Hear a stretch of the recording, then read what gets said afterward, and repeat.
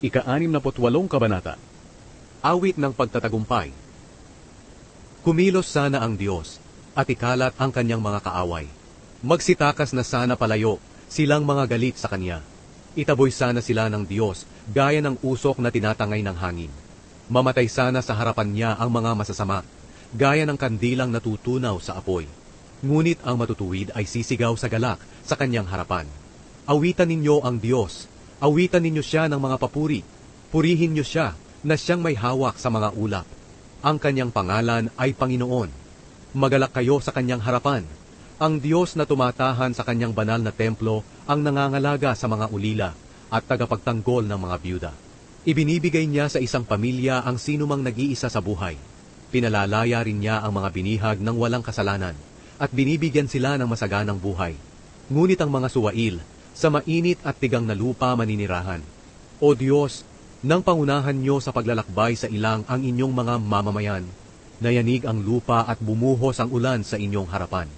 O Diyos ng Israel na nagpahayag sa Sinai, nagpadala kayo ng masaganang ulan, at ang lupang tigang na ipinamanan niyo sa inyong mga mamamayan ay naginhawahan.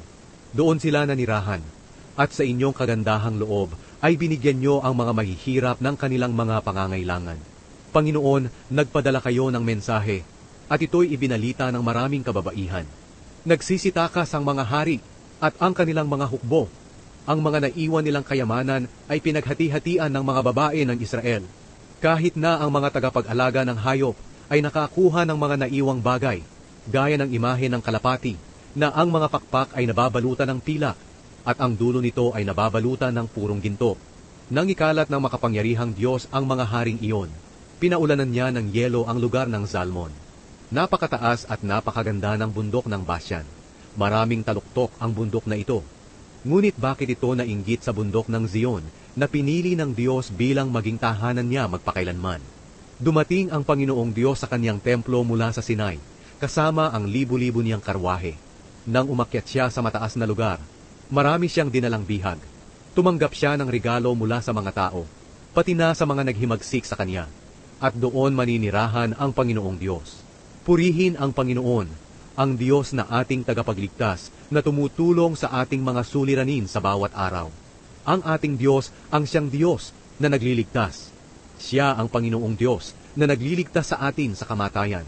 Tiyak na babasagin ng Diyos ang ulo ng kanyang mga kaaway na patuloy sa pagkakasala. Sinabi ng Panginoon, pababalikin ko ang aking mga kaaway mula sa Basyan. Pababalikin ko sila mula sa kailaliman ng dagat, upang patayin sila at tapak-tapakan ninyo ang kanilang dugo, at magsasawa ang inyong mga aso sa paghimod ng kanilang dugo. O Diyos na aking hari, nakita ng lahat ang inyong parada ng tagumpay papunta sa inyong templo.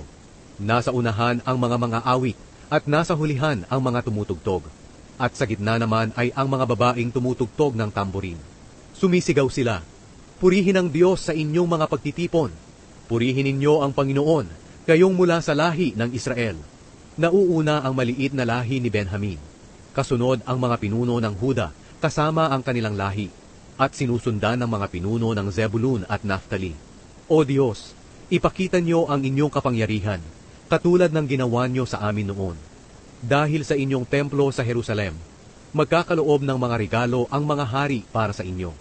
Sawayin niyo ang bansang kaaway na parang mabagsik na hayop sa talahiban, pati na rin ang mga taong tila mga torong kasama ng mga guya, hanggang sa sila'y sumuko at maghandog ng kanilang mga pilak sa inyo.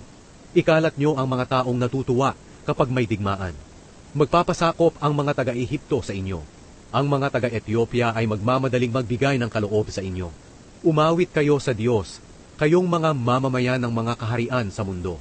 Umawit kayo ng mga papuri sa Panginoon na naglalakbay sa kalangitan mula pa ng pasimula. Pakinggan ninyo ang kanyang dumadagungdong na tinig. Ipahayag ninyo ang kapangyarihan ng Diyos na naghahari sa buong Israel. Ang kalangitan ang nagpapakita ng kanyang kapangyarihan. Kahanga-hanga ang Diyos ng Israel habang siya'y lumalabas sa kanyang banal na tahanan. Binibigyan niya ng kapangyarihan at kalakasan ang kanyang mga mamamayan. Purihin ang Diyos.